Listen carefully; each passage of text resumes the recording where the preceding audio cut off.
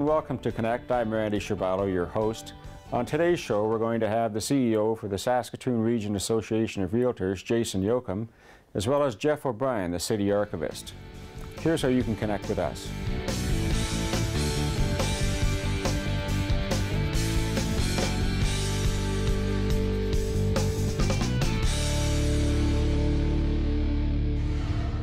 We're joined today by the CEO of the Saskatoon Region Association of Realtors, Jason Yochim, to give us a little bit of insight into the 2014 numbers and the outlook for 2015 with regards to housing prices in Saskatoon.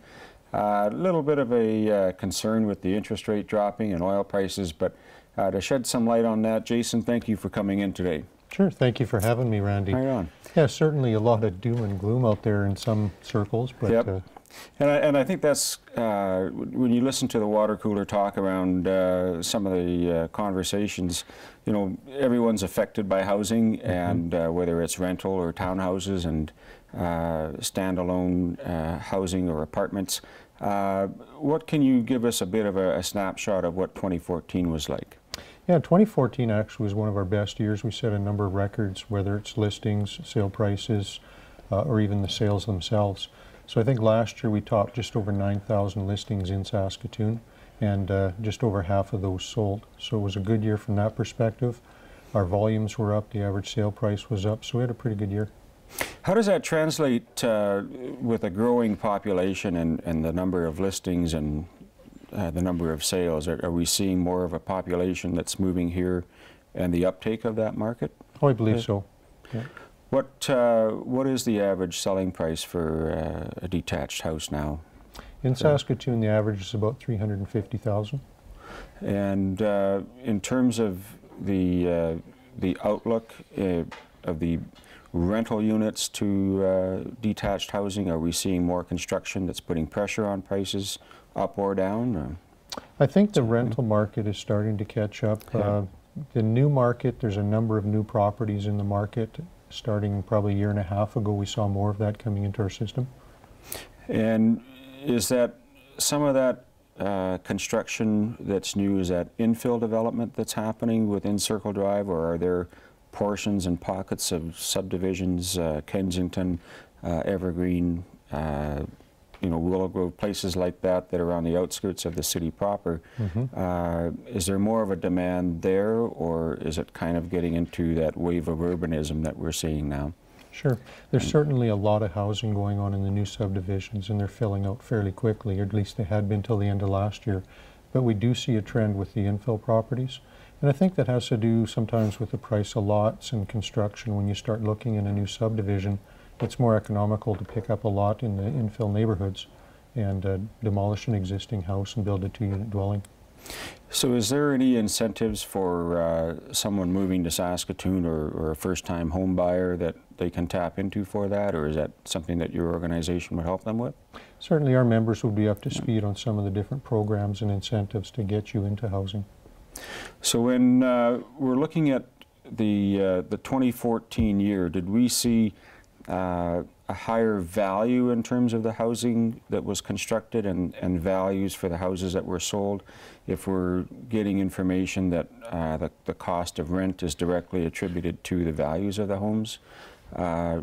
Is that still kind of stable, or are we seeing some pressure there? Well, our average price went up, Randy, about 2 to 3% last year overall in the market. And I think rents, depending on how many bedrooms you'd have in your rental unit, would have a higher or lower vacancy. I think it was harder to find 3-bedroom units than it was 1- and 2-bedroom units. So that means that we would see some pressure in a certain segment of the inventory that's being listed. So if I'm looking for just a 2-bedroom home or something like that with an attached garage, is that more sought after than maybe a 4-bedroom home, something like that? Sure, like a 2-bedroom home would put you in a price range where there's the most buyers out there looking, whereas a 4-bedroom home will typically move you out of that price range. So there's a greater demand in that 350 to 400 price range. Have you seen anything with your membership in terms of what the general population is saying with the interest rates? If we go back into 2014, there's been some stability there, but now we're seeing a drop in that that rate, which may or may not trickle through to the home buyer. What's your sense and read of where things are going with the interest rate drop?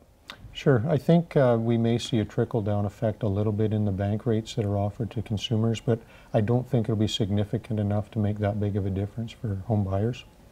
And when we have the rental population, do you have any figures on rents depending on homes or apartments and so on, or does that translate into the realtors? Sure, we have access to that information. Off the top of my head, I'm thinking a 2-bedroom rental unit would be somewhere in that $900 to $1,000 range.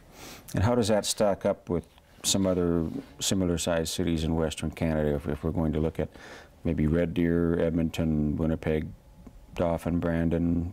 Are we in that ballpark with them? Or? I would think for most of those cities, maybe with the exception of Edmonton, is probably a bit higher. So what happens when we have, for instance, our economy is fairly diversified here in Saskatchewan. What can you share with us about where things are going in 2015 in terms of, we're hearing about oil and how that trickle-down effect may or may not happen. Is that something that's a concern, or you're seeing in the marketplace at all? Or? I think it's always a bit of a concern, Randy, but I think where we're positioned provincially in our diverse economy, we're not going to see as big of an impact as perhaps our neighbors to the west. Already in Calgary, we see that their listings are down, their listings are up 65% and their sales are down 37% January compared to January 2014, so they're feeling it. Our listing numbers are about the same as they were last year at this time. Our sales are down slightly, but certainly it could have been the cold weather the first week of January that affected that. And in higher end homes, if we have let's say over $750,000, is that still something that's fairly stable and flatlined here in terms of it doesn't really see peaks and valleys over time? Is that a fairly stable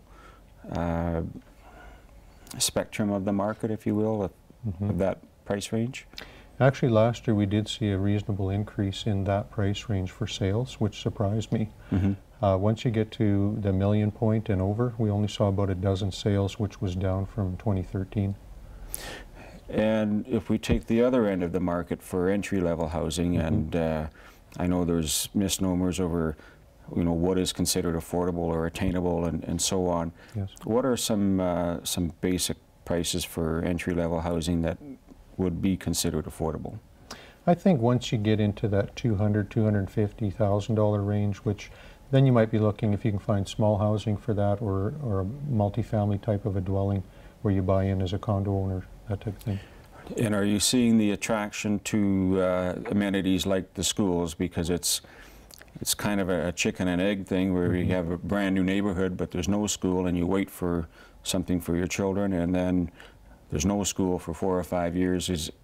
Are those types of things that affect prices or the demand? I think it still doesn't have too big of an effect on pricing. Some families are willing to move into a neighborhood anticipating that within a short time they'll have a school in the neighborhood. And then with regards to the realtors, your association is made up, is it voluntarily subscribed to? All the realtors belong to SRAR? What we have in the province for people that sell real estate, they're classified as licensed registrants, and the majority of them do belong to our association, where they have access to a large database of properties for sale and also properties that have sold. And in your experience, I think you've kind of stated over the years that you certainly can do a transaction on your own, but there are some consequences to doing that. There may be benefits one way, but there's also a benefit to using a realtor. Absolutely. I always say that tuition has a price, and you can do this yourself, but there's usually a cost to learning. Whereas our members have had years of experience, and they certainly know the trending in the market. We've developed a new product with our Canadian Real Estate Association called the Home Price Index. And that not only tells us what's historically happened with prices, but it indicates where the market's trending, which is important information to know when you're pricing your home, because you're going forward with that price, not backwards. So this gives us an insight into where that home might be best priced. So a burning question that I've had come up in some conversations has been, if we look at the Canadian market and we hear from Toronto or other large eastern centers that the Canadian market has some downward pressure. I guess that would mean that some would be trending more down than others, and others would maybe be stable like ourselves. Yes. Are we kind of in the middle of the pack in terms of what we can expect for the next year? Yeah, if you look at the major cities, Randy, our price ranges are very affordable to the average income.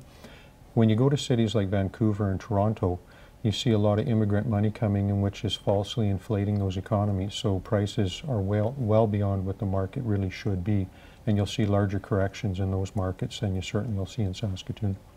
So for our part then, if we were just to kind of summarize what the outlook would be, I guess, for the first 6 months, because it seems things can change rather quickly in this market. What do you anticipate for first half of 2015? Sure. As you alluded when we first started here in our discussion, the doomsayers out there, I guess, that are talking about doom and gloom in the market, I think it's something to be aware of, but I really don't think we'll see it as bad as it's being projected. And I think that you'll see a softening in prices in most ranges just because there's a larger inventory there, and sales may not be as strong as they were last year for the first 6 months. But it certainly won't be something to, you know, just get very upset or scared about. So no Chicken Little, the sky's falling. We're pretty much on cue for business as usual here in this diversified economy in Saskatchewan. I want to thank you for taking time out to come and explain that to us and kind of throw some caution here into that marketplace, because there can be some stories that get inflated. So thank you and your association for helping out. Well, thank you, Randy, for this opportunity. Right on. We'll be right back.